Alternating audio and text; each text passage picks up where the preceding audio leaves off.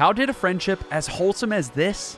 You know, because people always talk about he's handsome. He's not handsome. You know, he's not handsome. You don't think he's handsome? No, I don't. I think anytime you get $300, $400, $500 million, you become handsome. Devolve into one of the most bitter NBA feuds we have today. And he went ballistic. And he called me, and that's the last thing I heard was, mother you're supposed to be my boy, and blah, blah. And I said, man, I got to do my job. And we haven't spoken since that night, and that was probably close to 10 years ago. The answer will probably shock you, especially for how petty it truly is. But would you really expect anything different from Michael Jordan? That's all I needed for him to do that, and it became personal with me. Charles Barkley and Michael Jordan played in the heyday of NBA rivalries. Team rivalries that spanned decades like Lakers vs. Celtics, individual player rivalries like Magic vs. Bird, and even rivalries with mascots. If you weren't on the same team, you were basically sworn enemies, going to war for 48 minutes. There were no smiles, pleasantries, or jersey swaps. The beef was real, and it often spilled over into real life. Charles' mother and my mother had been best friends for 15, 20 years. I never knew that. So the time that me and Barkley had a fight, when I got to the locker room, my mother was on the phone and Charles' mother was on the phone. Charles' mom was like, don't you hit my boy. I mean, Larry Bird still hates Bill Laimbeer to this day. Really ever liked Laimbeer in any social situation? No. Yeah. Yet, despite hostility being the culture of the NBA in the 80s and 90s, two of the biggest stars were actually loving friends. We met in '84 at the Olympic trials, and we just had a chemistry. I love him. Right from the start, Michael Jordan and Charles Barkley had a special friendship. They were both born only 3 days apart, were both lottery picks in the same draft, and both had a larger-than-life personality. Together, they enjoyed golfing, gambling, and traveling. Barkley tells stories of playing 36 holes of golf with Jordan before the Olympic Games, once betting $300K on single putts with him, and of course sharing epic trash talk that was cold-blooded, but stemmed from their brotherly bond. You never understand what it takes to be a winner.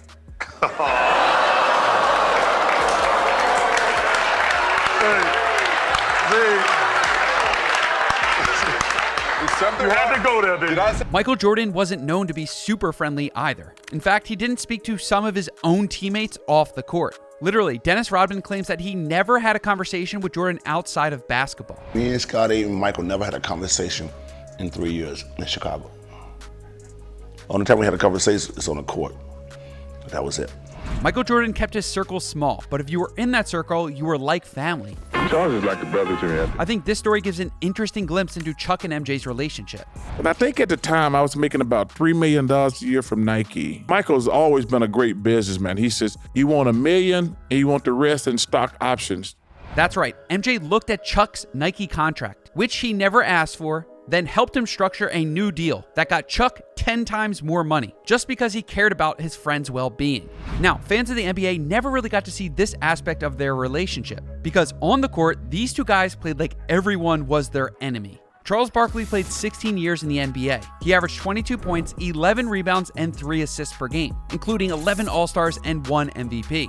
He was a bully, and his mentality got him into many altercations and even fistfights. And then Barkley and Laimbeer. Barkley gets in the left. Laimbeer will come back with an uppercut. I wouldn't want Fisher necessarily to take that shot that fast. Oh, and there's a swing by O'Neal. And they got a blue. Michael Jordan's career was obviously more impressive. 10 scoring titles, 5 MVPs, and 6 championships. He was the NBA's golden child, but he wasn't afraid to scrap either, including with his buddy Chuck. Over their careers, Jordan and Barkley played each other 39 times in the regular season. Barkley won 20 of those matchups, while Jordan won 19. Nice job, Chuck.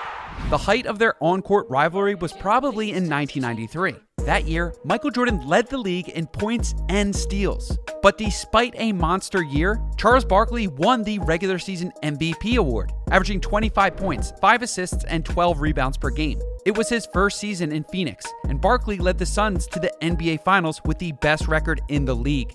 The only problem was that they came face-to-face with Michael Jordan and the defending champ Chicago Bulls. The matchup was epic. So we come out for game 1. I was a little passive. They beat us. Game 2, I said, this shit, I'm going for it. And I said, whatever it takes. And I come out, I'm so aggressive. But Michael know I'm aggressive. He's like, I can see he's talking to Horace and Scottie. He's like, y'all got to slow that down. Him and Scotty, man, when they doubled me, I couldn't see shit. Sir Charles averaged 27 points, 13 rebounds, and 5 assists per game in the series. He put on an incredible 42-point performance in Game 2, but it was all no match for the greatness of MJ. Jordan averaged 41 points, 8 rebounds, and 6 assists per game. He matched Barkley with 42 points in Game 2 of that series. But then he scored 44 points in Game 3, 55 in Game 4, and eventually won the series in Game 6. Is it joy, or is it relief, or is it a combination? This has been a great year, but a tough year. It's both. It's a relief. Plus, it's great to win. I think we've gone through a lot. Me personally, I've gone through a lot of ups and downs, but to cap it off this way means a lot to me, believe me. Barkley may have secured the regular season MVP award, but MJ took home the grand prize. So this must have been the moment that ended their friendship, right? Not even close. The real moment happened 20 years later, and it's from the tragic story of Michael Jordan's ownership of the Charlotte Bobcats. Michael Jordan bought a majority ownership of the Charlotte Bobcats in 2010 for about $275 million. The franchise was struggling at the time, but who better to turn them around than the GOAT himself? But let's just say Michael Jordan's management of the Bobcats was never quite as legendary as his playing career. During the lockout season of 2011-2012, the NBA played only 66 games. Of those 66 games, the Charlotte Bobcats won 7. That's right, Michael Jordan's team posted the worst record in the history of the NBA. So why exactly were the Bobcats so bad? Well, one of the major problems was that Charlotte constantly swung and missed with their lottery draft picks. The Bobcats drafted players like Adam Morrison over Brandon Roy, Michael Kidd-Gilchrist over Bradley Beal and Damian Lillard, Noah Vonleh over Zach LaVine, and Frank Kaminsky over Devin Booker. Their eye for scouting and developing talent was pretty awful. During their historically bad 2012 season, Charles Barkley called into NBA radio and told the world the brutal truth. A couple years ago, I want to say 3 years ago, when they were vying for the worst record in NBA history, Michael had not done a good job. Chuck went on to say that Jordan has too many, quote, yes men around him, that he's been making mistakes running the team, and that he personally warned MJ that Adam Morrison was a bad pick and they should instead go with Brandon Roy. Well, that moment put a nail in the coffin, and the two haven't spoken since. Michael got offended about something I said about him. We haven't spoken in probably almost 10 years, and he was my best friend at the time.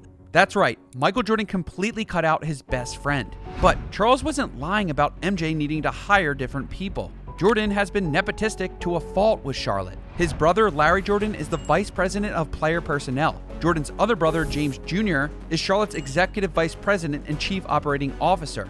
Mike's nephew, James, is currently a scout for the Hornets. Buzz Peterson, MJ's former college roommate, is the assistant GM. Each one of these guys lacked NBA experience, especially compared to other franchise front offices. I'm still the boss. If you need a job, I'd rather you be quiet. Over Jordan's 13-year career as owner, Charlotte went 423 out of 600, the fourth worst record during that span. They made the playoffs just twice, losing in the first round of both appearances. So clearly, Barkley had a point. The toughest thing about Michael, he's got to put better people around him. Because the toughest thing when you're famous, they own your private jet, you're buying all the drinks, you're buying all the dinners. Very few people are going to be honest with you. And I try to surround myself with people like, hey, if I'm screwing up, please tell me. Now, it's been a decade, and Jordan is still holding on to the grudge. He took it personally. Which is crazy to think. In June 2023, Jordan sold his majority stake of the Charlotte Hornets, but not before making one final draft selection, Brandon Miller over Scoot Henderson, which many Charlotte fans weren't very happy about. Charlotte Hornets select Brandon Miller. But maybe now that Jordan has finally left his position in the Charlotte front office, he can reconnect with Barkley and the two can put the past behind them. If Magic Johnson and Isaiah Thomas were able to make amends, and bitter rivals Shaq and Kobe could make up, why not MJ and Chuck? But what do you think? Was Chuck wrong for criticizing Jordan? Or did MJ take things too personally? Let me know in the comments below. If you enjoyed these longer videos, hit the subscribe button and tick the notification bell. I have a ton of awesome content coming out, and I always tailor my videos for the Henry Hoops audience. So if you don't want to miss out, hit the subscribe button. Peace.